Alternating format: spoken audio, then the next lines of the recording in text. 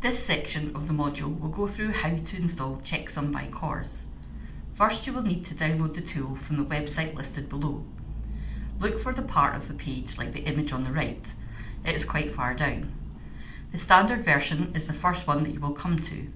There is also a 64-bit version and beta versions of both. The tool will download in a .zip folder.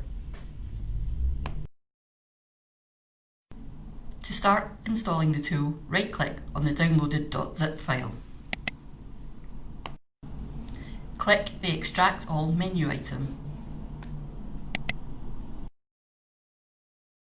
Choose a destination folder. Click Extract.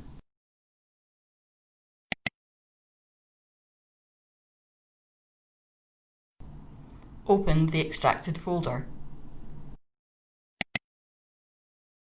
Double-click the setup file to begin installation.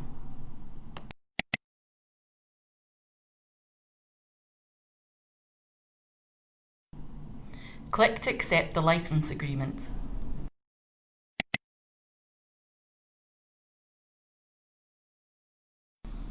Click Install.